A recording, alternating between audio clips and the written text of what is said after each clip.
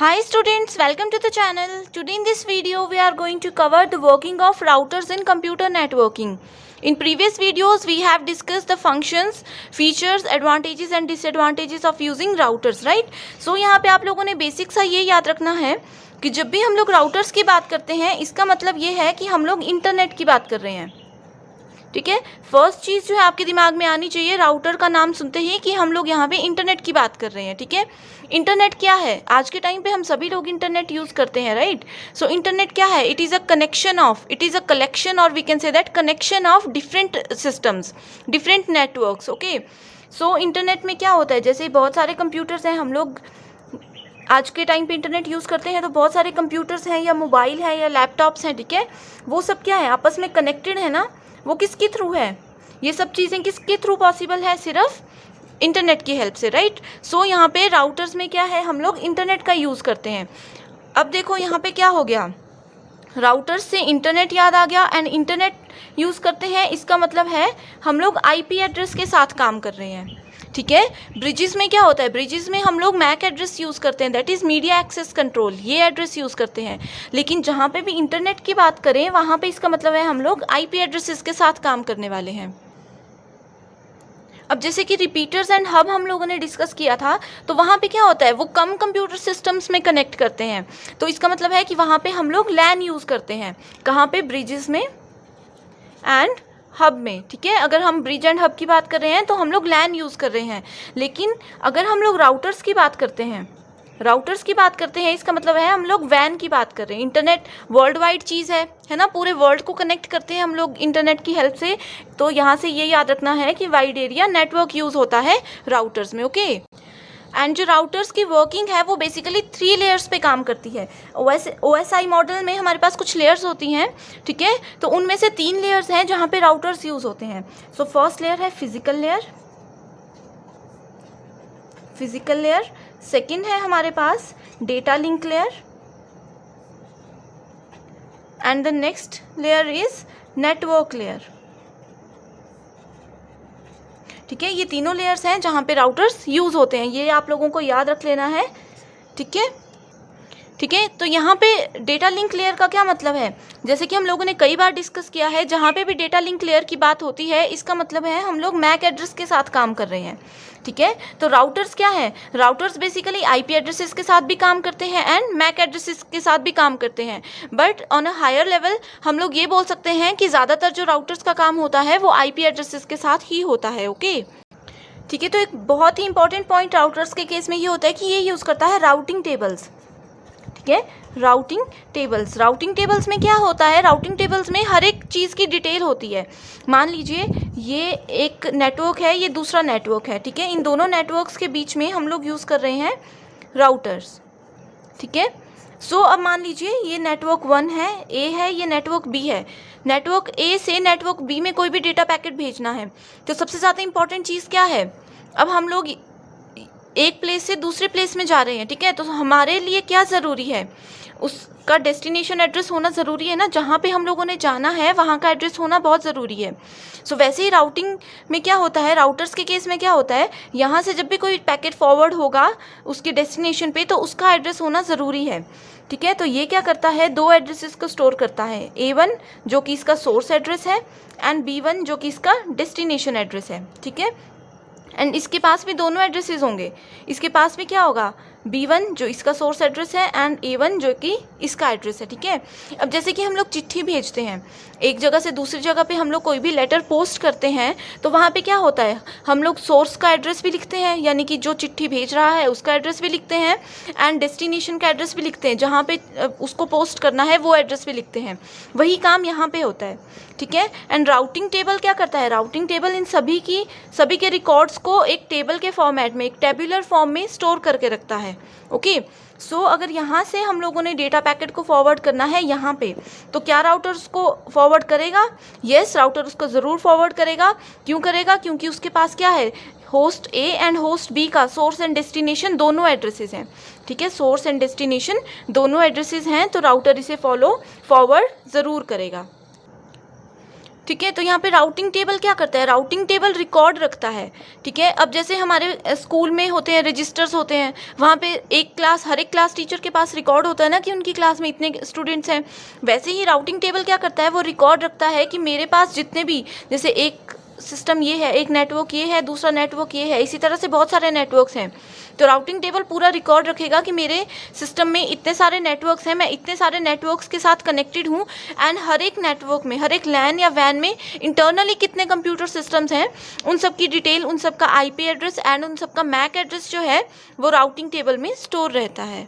ठीक है, तो यहाँ पे तो देख लो, राउटर के साथ हम लोगों ने सिर्फ 2 ही डिवाइसेस कनेक्ट किए हैं, 2 ही नेटवर्क्स को कनेक्ट किया है। ये नेटवर्क ए है एंड ये नेटवर्क बी है। ठीक है, लेकिन ऐसा नहीं है, जैसे कि हम लोगों ने ब्रिजेस में डिस्कस किया था कि वो सिर्फ 2 लैन्स को कनेक्ट करता है। ब्रिजेस में क्या होता है, ये सेंट्रल है ब्रिज, ठीक है, एक लैन हो गया, 2 लैन हो गया, सिर्फ 2 ही लैन्स को कनेक्ट कर सकते हैं।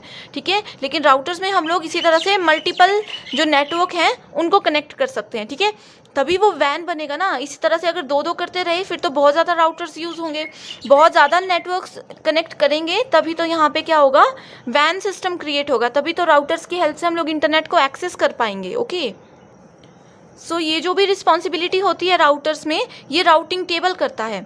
अब जैसे ए नेटवर्क ने नेटवर्क डी को कोई फाइल भेजनी है, तो वो भी पहले राउटर के पास जाएगा। राउटर के अंदर जो है वो राउटिंग टेबल्स होते हैं, एंड वहाँ पे वो उसका मैक एड्रेस चेक करेगा, आईपी एड्रेस चेक करेगा, सॉरी, कि ये वाला आईपी एड्रेस जो है वो कौन से नेटवर्क में है, एंड वहाँ पे फिर वो डेटा पैकेट को फॉरवर्ड कर देगा। सो ये है बेसिक सी वर्किंग राउटर्स की, जिसको हम लोग बोल सकते हैं पैकेट फॉरवर्डिंग। इस तरह से जो है राउटर्स में पैकेट्स फॉरवर्ड हो सकते हैं एक नेटवर्क से दूसरे नेटवर्क में। एंड यहाँ पे मेजर जो काम है, मेजर जो रिस्पॉन्सिबिलिटीज़ हैं, वो कौन हैंडल करता है, routing tables. Okay, and routers के केस में क्या हो सकता है, जैसे कि हम लोगों ने बताया था कि मान लीजिए नेटवर्क ए से नेटवर्क बी में कोई भी डेटा हम लोगों ने ट्रांसफ़र करवाना है, कोई भी पैकेट हम लोगों ने ट्रांसफ़र करवाना है। ठीक है, बट कई बार क्या होता है, जो राउटर होता है, राउटिंग टेबल होता है, वो उस फाइनल जो डेस्टिनेशन का आईपी एड्रेस है उसे नहीं ढूंढ पाता है, तो वो क्या करता है, उस मैसेज को ब्रॉडकास्ट कर देता है। ब्रॉडकास्ट का मतलब है वो राउटर पे जाएगा एंड जितने भी नेटवर्क्स कनेक्टेड हैं, एक के अलावा, यहाँ से तो पैकेट जा रहा है, ये तो क्या है, ये तो सोर्स है, राइट, इसके अलावा बी सी डी ई जितने भी नेटवर्क्स कनेक्टेड होंगे वो सभी में उस पैकेट को ब्रॉडकास्ट कर देगा। ठीक है, इसको फ्लडिंग भी बोल सकते हैं। क्या बोल सकते हैं, sorry, flooding of data packets. Okay, ठीक है, तो नेक्स्ट कंसेप्ट हमारे पास आता है फिल्टरिंग। अभी तक हम लोगों ने जो डिस्कस किया वो था पैकेट फॉरवर्डिंग। ठीक है, यानी कि राउटर्स क्या करता है, एक जगह से पैकेट आते हैं और उसे फॉरवर्ड कर देता है डेस्टिनेशन तक। अब है फिल्टरिंग। फिल्टर करने का मतलब क्या होता है, क्या वो चीज़ यहाँ से आगे जानी चाहिए या नहीं जानी चाहिए, वो सब चीज़ें हैंडल करता है राउटिंग टेबल या फिर राउटर्स। ठीक है, तो यहाँ पे फिल्टरिंग का क्या मतलब है, मान लीजिए नेटवर्क ए ने नेटवर्क बी के लिए कोई पैकेट भेज दिया, ठीक है, लेकिन वो क्या चाहता है, नेटवर्क बी में किसी एक पर्टिकुलर सिस्टम का अंदर डिफरेंट नोड्स होते हैं, डिफरेंट कंप्यूटर्स होते हैं। ठीक है, उनमें से किसी एक का मैक एड्रेस वो फाइंड आउट करना चाहता है। ठीक है, तो ये क्या करेगा, फिल्टरिंग करेगा। इसका मतलब है कि ये यहाँ से रिक्वेस्ट तो चली जाएगी, नेटवर्क ए से रिक्वेस्ट चली जाएगी राउटर्स तक, लेकिन वो उसके फॉरवर्ड नहीं करेगा। ठीक है, वो उसको रिक्वेस्ट को यहीं पे ही स्टॉप कर देगा, रिक्वेस्ट को यहीं पे स्टॉप कर देगा, क्योंकि कोई भी कंप्यूटर सिस्टम इस तरह से अपना आईपी एड्रेस या मैक एड्रेस नहीं बता सकता है। ठीक है, सो इसको बोलते हैं हम लोग फिल्टरिंग। फॉरवर्डिंग हो गया कि रिक्वेस्ट जो थी यहाँ से यहाँ जाने की जो रिक्वेस्ट थी वो कंप्लीट कर दी राउटर ने, ये हो गया फॉरवर्डिंग। फिल्टरिंग हो गया कि नहीं, अगर राउटर को लगता है कि ये गलत चीज़ है, ये आगे फॉरवर्ड नहीं होनी चाहिए, इसे यहीं पर रोक देना चाहिए, that is called data filtering. Okay, तो ये जो फिल्टरिंग होती है ये भी कौन करता है, राउटिंग टेबल की हेल्प से ही होती है। राउटिंग टेबल की हेल्प से कैसे होती है, क्योंकि राउटिंग टेबल में इस वाले सिस्टम का एड्रेस होगा। ठीक है, इस वाले सिस्टम, मान लीजिए इसका नंबर है 14, इस वाले सिस्टम का एड्रेस होगा, तो यहाँ से वो इजीली राउटिंग टेबल के थ्रू पता कर सकता है कि ये नेटवर्क बी में है, तो हम लोगों को पैकेट जो है वो डेटा जो रिक्वेस्ट है उसे आगे फॉरवर्ड नहीं करना है। ठीक है, तो यहाँ पे जो कुछ भी चीज़ें होती हैं, सारी रिस्पॉन्सिबिलिटीज़ जो होती हैं वो राउटिंग टेबल्स की ही होती हैं। सो नेक्स्ट पॉइंट है यहाँ पे कोलिजन। ठीक है, तो यहाँ पे ये क्वेश्चन है कि क्या राउटर्स में कोलिजन होता है या नहीं होता है, सो आंसर इज नो। ठीक है, राउटर्स क्या करते हैं, राउटिंग टेबल यूज़ करते हैं, तो यहाँ पे कोलिजन का कोई मतलब ही नहीं है। ठीक है, कोलिजन क्यों नहीं होता, क्योंकि ये भी यूज़ करता है स्टोर एंड फॉरवर्ड रूल को, ठीक है। जैसे कि हम लोगों ने ब्रिजेस में भी डिस्कस किया था कि ये क्या ब्रिजेस भी फॉलो करते हैं store and forward. Store and forward में क्या होता है, अब देख लीजिए यहाँ से पैकेट जा रहा है तो राउटर पहले इसको स्टोर करेगा, ठीक है, उसके बाद उसको फॉरवर्ड करेगा जहाँ पे वो जाना चाहता है। वैसे ही अगर यहाँ से यहाँ पे कोई पैकेट आना है तो वो पहले उसे स्टोर करेगा एंड देन उसको फॉरवर्ड करेगा बफरिंग की हेल्प से, ठीक है। तो इससे क्या होता है, अब देख लीजिए, इसका एक सिंपल सा एग्जांपल बता देती हूँ मैं। ये है हमारा सोर्स एंड ये है डेस्टिनेशन, ठीक है। एक बीच में रास्ता है, बहुत ही छोटा सा रास्ता है, ठीक है।